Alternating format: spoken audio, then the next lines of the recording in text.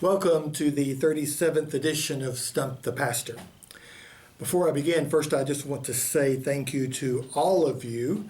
Last week I used the last question that I had received from all the questions before, and so I had put out a call on Facebook, and so many of you responded that I've got lots of questions now. So thank you, and those of you who sent something in, I will get to all of you over the next several weeks.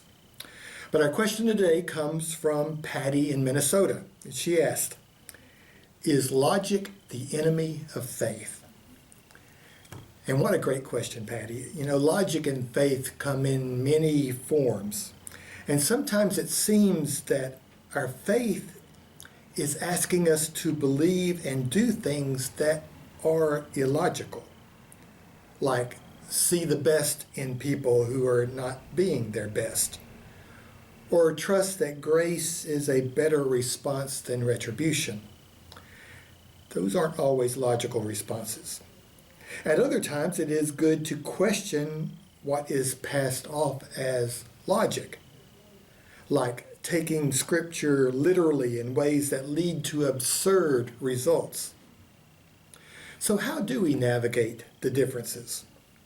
Well, let me begin with a simple assertion. Logic is not the opposite of faith. Logic is compatible with a healthy faith. But I can get how this can be difficult to manage in everyday life. But let's remember the bigger picture. Faith gives us guidance on how to assess and incorporate realities that don't always make sense. We've talked before about that the realities like God and love and grace and so many other can't be logically defined or logically encompassed by our words or our ideas. So as a result, lots of things about faith, we have to say things like God is like, or grace is like, or love is like, knowing that our comparisons give us insight, but are never conclusive. Hopefully this means we hold any definition of indescribable realities lightly. There are also times when logic can make faith seem absurd or silly. I mean, how do we imagine the love of God in a world where humans do awful things to each other, do awful things to our planet and our future together? And too often, humans do these awful things in the name of God. I mean, the Holocaust, racism, violence against trans people, or violence against anyone else come quickly to mind. Just because someone does something awful for perceived religious reasons doesn't make those actions the will of God. Grace is the greatest gift and the greatest resistance that human beings have found in the face of human atrocity. It reminds all of us that no human hatred, philosophy, or ideology is ever the will of God. God is love. And that's probably the closest thing we'll ever come to a definition of what God is. But it's not the sappy stuff of Hollywood. Love as resistance when violence, when hatred or short-sightedness try to define or demean who we are. Although it may seem illogical to outside observation, there is actually an inherent logic in faith. Healthy faith calls us to choose how we define ourselves, how we live among others, and what is healthy for us and our world. I mean, an amazing idea, no?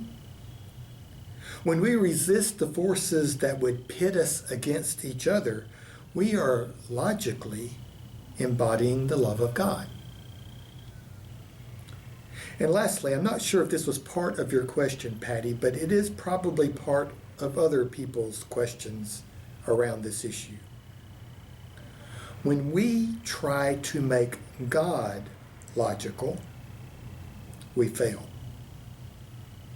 For example, I've known too many Christians who try to use prayer to manipulate God. We have an answer in mind that we want God to validate. We're usually too smart to actually call it manipulating God, but we all know it's the same kettle of fish. We might want someone to be healed of their illness or injury. We might want someone not to die. We might want a badly broken relationship to be made whole. And all of these are gut-wrenching prayers. But here's the thing.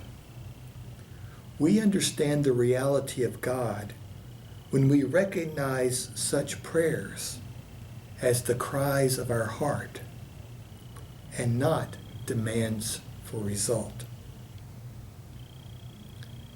It is sometimes hard to keep the faith when the prayers we want or the outcomes we desire don't produce the world as we would like it to be.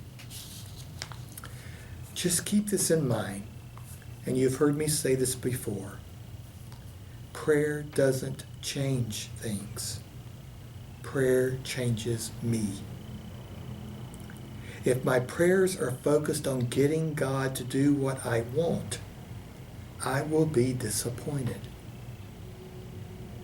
Faithfulness means being open to trusting grace, even without all the answers or all the information. It might not always make sense, that is, be logical, but it allows me to be available as part of the solution. So, in a way, there's a kind of a logic to it. Maybe just not the logic that we were expecting. See you next time on Stump the Pastor. Thanks for the question, Patty. I hope those others of you who hear these broadcasts and have questions will send them to me. My email address is at the bottom of your screen. Whether it's logical or not, I want to hear from you. See you next time on Stump the Pastor.